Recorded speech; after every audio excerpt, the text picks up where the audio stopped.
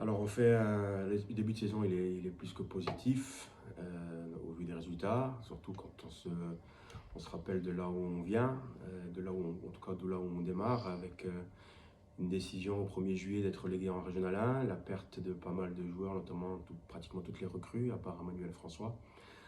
Je me rappelle bien que le 15 juillet, la date fixée pour la reprise d'entraînement du groupe N3, le vestiaire ressemblait plus à une salle d'embarquement à l'aéroport avec les joueurs qui attendaient leur future destination. Donc ça a été des moments difficiles. D'ailleurs, après cette date du 15 qui était un jeudi, on avait finalement arrêté, enfin plus fait d'entraînement jusqu'au 20. J'avais laissé 5 jours à moi aussi pour souffler un peu et pour prendre une décision. Et puis aussi aux joueurs qui étaient là ce jour-là, qui étaient en instance de départ, leur laisser 5 jours pour se décider s'ils voulaient rester ou partir, pour se retrouver le lundi 20 juillet avec ce qui aurait dû être notre effectif. Effectivement, le lundi 20 juillet, on n'était pas beaucoup dans le vestiaire, je crois qu'on était 8. Donc quand on part de là et qu'on voit où on est arrivé, où on arrive à l'heure qu'il est, c'est plus que positif, tant dans les résultats et même dans l'état d'esprit, parce qu'on a réussi malgré tout à construire un groupe avec des bons mecs et qu'on arrive à tirer le maximum d'eux et puis avoir le résultat qu'on a aujourd'hui. Sans faute, oui, c'est dommage de ne pas avoir fait un 10 sur 10 parce que on n'était pas loin de le faire. Après, c'est pas l'objectif, c'était pas l'objectif. Attention, on aurait, encore une fois, de là où on vient, on aurait signé pour faire ce qu'on a fait jusqu'à maintenant. Donc, 9 victoires sur 10, c'est très bien, c'est même pratiquement excellent. Après, on a beaucoup d'adversité tous les week-ends, on est l'équipe à battre. Donc, déjà, avoir fait 9 victoires sur 10, c'est déjà un très bon point.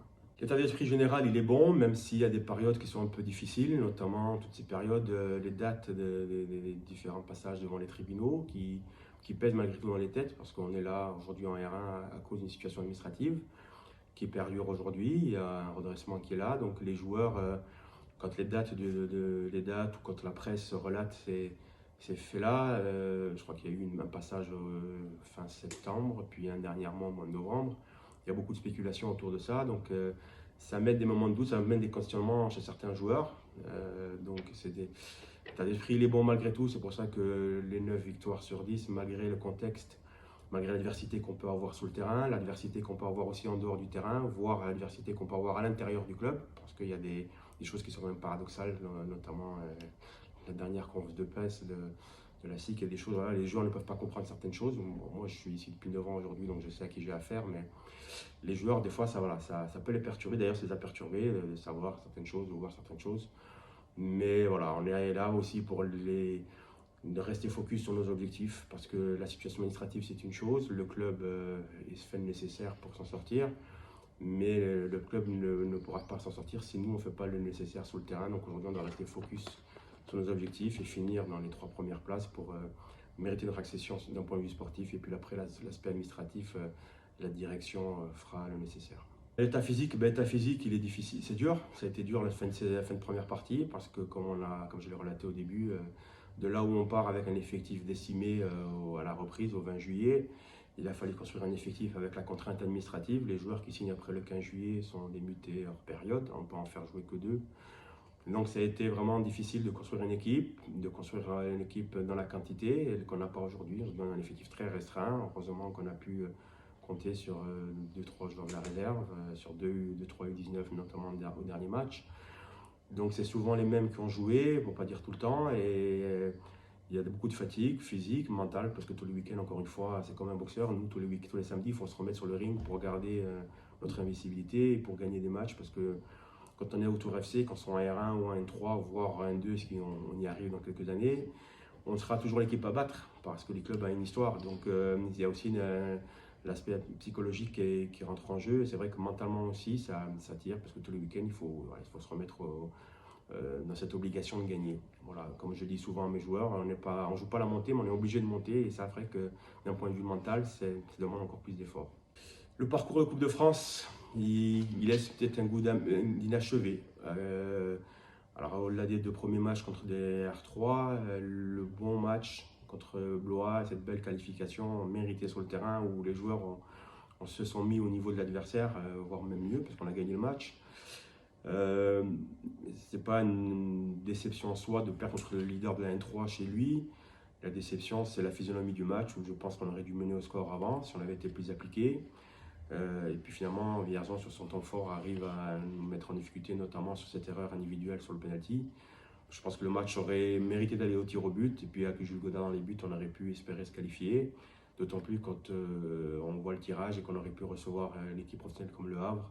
Voilà, ça aurait été une belle fête, une belle récompense pour le groupe et aussi une belle fête à offrir à nos supporters. Mais voilà, malheureusement, ça n'a pas été le cas. Mais avec du recul, vu l'état de l'effectif et vu l'état de fatigue physique et mentale, finalement, ça un mal pour un bien. Comment appréhender la deuxième partie de championnat? Ça va être un marathon. Il y a 18 matchs à jouer. On n'a joué que 10 en championnat. Alors, on a joué 4 en Coupe de France, donc ça fait 14 matchs. Mais 10 en championnat, il y en aura 18 à jouer en pratiquement le même temps, et en 5 mois. Ça sera très difficile physiquement, ça sera très difficile mentalement.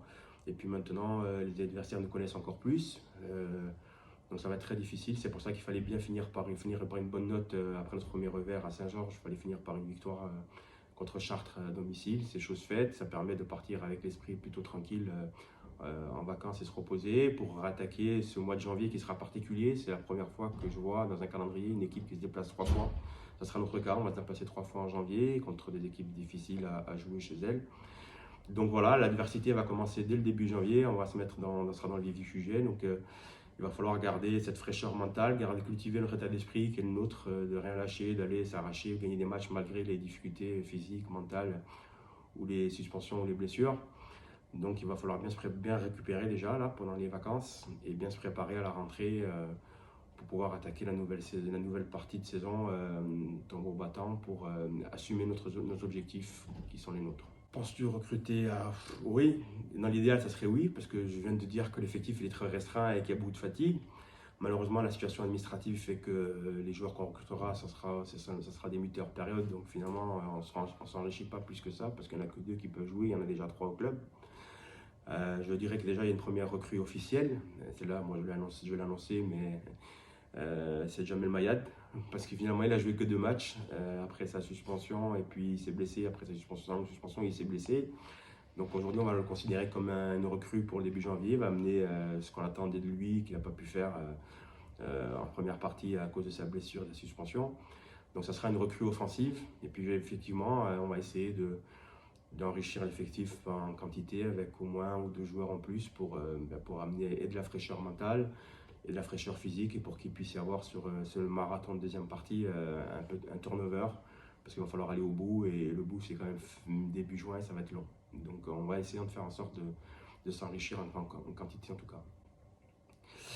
Alors un mot pour mes supporters et nos supporters. Alors déjà un premier point sur les supporters, je veux déjà remercier la famille Passe, Frédéric et son papa, qui nous suivent à domicile comme à l'extérieur, avec leurs collègues Jean-Marie et Michel qui les accompagnent aussi, que ce soit à domicile extérieur. Ça fait chaud au cœur de voir encore des gens qui, malgré les situations du club, les difficultés du club, soit derrière le club, soit derrière l'équipe. Et quand on les voit arriver avant nous au stade à l'extérieur notamment, voilà, ça fait prendre conscience aussi à nos joueurs qu'on est dans un club qui a une histoire, qui a beaucoup d'importance et qu'on n'a pas le droit de les décevoir. Alors, on n'est pas toujours bon. J'ai entendu des critiques dans les tribunes dernièrement pour la qualité du jeu, mais notre supporter il est là pour voir du spectacle, il a le droit. Mais dans notre situation, dans notre contexte, aujourd'hui, faire ce que font les gars, c'est déjà beaucoup, c'est déjà bien. Donc j'aimerais qu'il y ait beaucoup plus de soutien. Mais en tout cas, voilà, remercier ces personnes qui nous suivent à domicile et à l'extérieur. Et puis celles qui viennent dans les tribunes dans la vallée du Cher, elles ne sont pas nombreuses, mais elles sont là. Et finalement, qu'il y en ait 2 ou qu'il y en ait 100, c'est pareil. Nous, on est content de les avoir avec nous. Et puis un petit mot pour ceux qui critiquent tous les jours. Voilà, c'est facile de critiquer derrière un écran. Nous, en tout cas, on est là. On fait en sorte que le club existe toujours, que l'équipe première atteigne ses objectifs d'un point de vue sportif. Les joueurs et le staff font tout pour redonner la meilleure image possible du club. Donc au moins qu'ils soient solidaires de ça, ou alors s'ils ne veulent pas l'être, qu'ils changent de sport. Et qu'il y a pas mal de sports à Tours qui marchent très bien, comme le basket, le volley et d'autres.